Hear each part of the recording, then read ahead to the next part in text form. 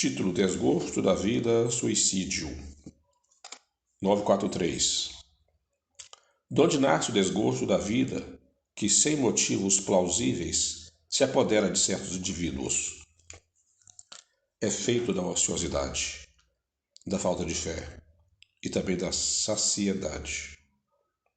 Para aquele que usa de suas faculdades com fim útil e de acordo com suas aptidões naturais, o trabalho nada tem de árido e a vida se escoa mais rapidamente. Ele lhe suporta as vicissitudes com tanto mais paciência e resignação quanto obra, confito da felicidade mais sólida e mais durável que o espera. 944. Tem o homem o direito de dispor da sua vida? Não. Só Deus assiste esse direito. O suicídio voluntário importa numa transgressão dessa lei. 944A. Não é sempre voluntário o suicídio? O louco que se mata não sabe o que faz. 945. Que se deve pensar do suicídio que tem como causa o desgosto da vida? Insensatos. Por que não trabalham? A existência não lhes teria sido tão pesada. 946. E do suicídio cujo fim é fugir, aquele que o comete às misérias e às decepções desse mundo? Pobres espíritos que não têm a coragem de suportar as misérias da existência. Deus ajuda aos que sofrem, não aos que carecem de energia e de coragem. As tribulações da vida são provas e expiações. Felizes os que as suportam sem se queixar, porque serão recompensados. Ai, porém, daqueles que esperam a salvação, do que na sua impiedade chamam acaso ou fortuna. O acaso ou a fortuna, para me servir da linguagem deles, podem com efeito favorecê-los por um momento, mas para lhes fazer sentir mais tarde, cruelmente, a vacuidade dessas palavras. 946A. Os que hajam ser conduzido o desgraçado a esse ato de desespero sofrerão as consequências de tal proceder? Oh, esses, ai deles, responderão como por um assassínio. 947. Pode ser considerado suicida aquele que os abraços com a maior penúria se deixa morrer de fome? É um suicídio. Mas os que lhe foram causa ou que teria podido impedi-lo são mais culpados do que ele, a quem a indulgência espera.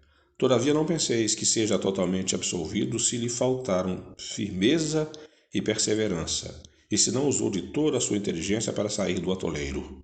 Ai dele, sobretudo se o seu desespero nasce do orgulho. Quero dizer, se for quais homens em quem o orgulho anula os recursos da inteligência, que coroaria de dever a existência ao trabalho de suas mãos, e que prefere morrer de fome a renunciar ao que chamam sua posição social.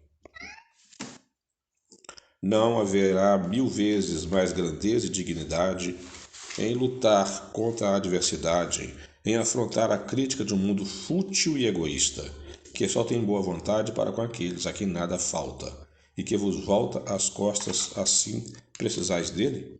Sacrificar a vida à consideração desse mundo é estultícia, porquanto ele a isso nenhum apreço dá. 948. É tão reprovável como o que tem por causa o desespero, o suicídio daquele que procura escapar à vergonha de uma ação má? O suicídio não apaga a falta. Ao contrário, em vez de uma, haverá 2. Quando se teve a coragem de praticar o mal, é preciso ter-se a de sofrer as consequências. Deus que julga pode, conforme a causa, abrandar os rigores de sua justiça. 949. Será desculpável o suicídio quando tenha por fim obstar a que a vergonha caia sobre os filhos ou sobre a família? O que assim procede não faz bem. Mas como pensa que o faz, Deus lhe leva isso em conta, pois é uma expiação que ele se impõe a si mesmo. A intenção lhe atenua a falta. Entretanto, nem por isso deixa de haver falta. Demais, eliminai da vossa sociedade os abusos e os preconceitos, e deixará de haver desse tipo de suicídio. Comentário. Aquele que tira a si mesmo a vida para fugir à vergonha de uma ação má, prova que dá mais apreço à estima dos homens do que à de Deus, visto que volta para a vida espiritual carregado de suas iniquidades, tendo se privado dos meios de repará-las durante a vida corpórea. Deus geralmente é menos inexorável do que os homens. Perdoa aos que sinceramente se arrependem e atende à reparação. O suicida nada repara. 950. Que pensar daquele que se mata na esperança de chegar mais depressa a uma vida melhor? Outra loucura. Que faça o bem, e mais certo estará de lá chegar, pois matando-se retarda sua entrada no mundo melhor, e terá que pedir-lhe seja permitido voltar para concluir a vida a que pôs termo, sobre o influxo de uma ideia falsa. Uma falta, seja qual for, jamais abre a ninguém o santuário dos eleitos. 951. Não é às vezes meritório o sacrifício da vida quando aquele que o faz visa salvar a de outrem ou ser útil ao seu semelhante? Isso é sublime, conforme a intenção. E em tal caso, o sacrifício da vida não constitui suicídio. Mas Deus se opõe a todo sacrifício inútil, não o pode ver de bom grado. Se tem um orgulho a manchá-lo. Só o desinteresse torna meritório o sacrifício. E não raro quem o faz guarda oculto um pensamento que lhe diminui o valor aos olhos de Deus. Comentário. Todo sacrifício que o homem faça à custa de sua própria felicidade, é um ato soberanamente meritório aos olhos de Deus, porque resulta da prática da lei de caridade. Ora, sendo a vida o bem terreno, a que maiores apreço dá o homem, não comete atentado o que a ela renuncia, pelo bem de seus semelhantes. Cumpre um sacrifício, mas antes de o cumprir, deve refletir sobre se sua vida não será mais útil do que sua morte. 952. Comete suicídio o homem que perece vítima de paixões que ele sabia lhe havia de apressar o fim, porém, a que já não podia resistir por havê-las o hábito mudado em verdadeiras necessidades físicas? É um suicídio moral. Não percebeis que nesse caso o homem é duplamente culpado? Há nele então falta de coragem e bestialidade, acrescida do esquecimento de Deus. 952A. Será mais ou menos culpado do que o que tira a si mesmo a vida por desespero? É mais culpado porque tem tempo de refletir sobre o seu suicídio. Naquele que o faz instantaneamente, há muitas vezes uma espécie de desvairamento que alguma coisa tem de loucura. O outro será muito mais punido. Por isso que as penas são proporcionadas sempre à consciência que o culpado tem das faltas que comete. 953. Quando uma pessoa vê diante de si um fim inevitável e horrível, será culpada a se abreviar de algum instante os seus sofrimentos, apressando voluntariamente sua morte? É sempre culpado aquele que não aguarda o tempo que Deus lhe marcou para a existência. E quem poderá estar certo de que, malgrado as aparências, esse termo tenha chegado? De que um socorro inesperado não venha no último momento? 953A. Concebe-se que nas circunstâncias ordinárias o suicídio seja condenável, mas estamos figurando o caso em que a morte é inevitável e em que a vida só é encurtada de alguns instantes. É sempre uma falta de resignação e de submissão à vontade de Deus. 953A. Quais, nesse caso, as consequências de tal ato? Uma expiação proporcionada, como sempre, à gravidade da falta de acordo com as circunstâncias. 954. Será condenável uma imprudência que compromete a vida sem necessidade? Não há culpabilidade em não havendo intenção, ou consciência perfeita da prática do mal. 955. Podem ser consideradas suicidas e sofrem as consequências de um suicídio as mulheres que em certos países se queimam voluntariamente sobre os corpos dos maridos?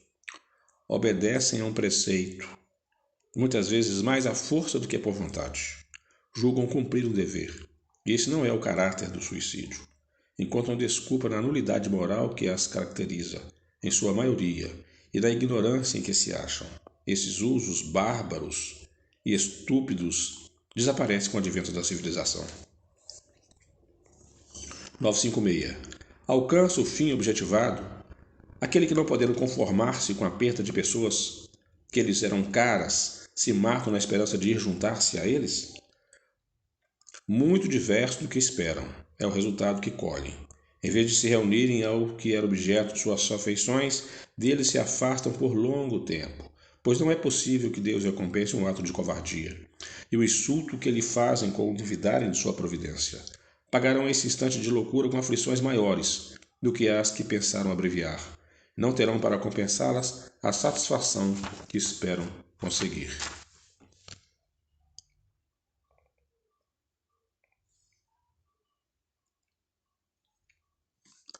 957. Quais, em geral, com relação ao estado do espírito, as consequências do suicídio? Muito diversas são as consequências do suicídio. Não apenas determinadas, e em todos os casos correspondem sempre às causas que o produziram.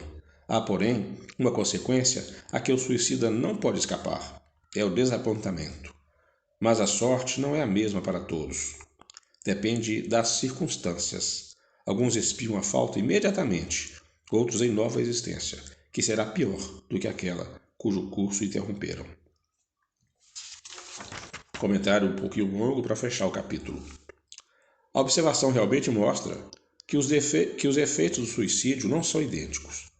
Há alguns, porém, comuns a todos os casos de morte violenta, e que são a consequência da interrupção brusca da vida. A primeira persistência mais prolongada e tenaz do laço que une o espírito ao corpo, por estar quase sempre esse laço na plenitude de sua força, no momento em que é partido ao passo que no caso da morte natural ele se enfraquece gradualmente e muitas vezes se desfaz antes que a vida se haja extinguido completamente. As consequências desse estado de coisas são o prolongamento da perturbação espiritual, seguindo-se a ilusão que, durante mais ou menos tempo, o espírito se conserva, de que ainda pertence ao número dos vivos. A afinidade que permanece entre o espírito e o corpo produz em alguns suicidas uma espécie de repercussão do estado do corpo do espírito que assim, a seu mau grado, sente os efeitos da decomposição, de onde lhe resulta uma sensação cheia de angústias e de horror. Estado esse que também pode durar pelo tempo que devia durar a vida que sofreu interrupção. Não é geral esse efeito, mas em caso algum, o suicida fica isento das consequências de sua falta de coragem e cedo ou tarde expia de um modo ou de outro a culpa em que incorreu. Assim, é que certos espíritos que foram muito desgraçados na Terra disseram ter se suicidado na existência precedente e submetido voluntariamente a novas provas, para tentarem suportá-las com mais resignação. Em alguns verifica-se uma espécie de ligação à matéria de que inutilmente procuram desembaraçar-se, a fim de voarem para mundos melhores, cujo acesso, porém, se lhes conserva interdito.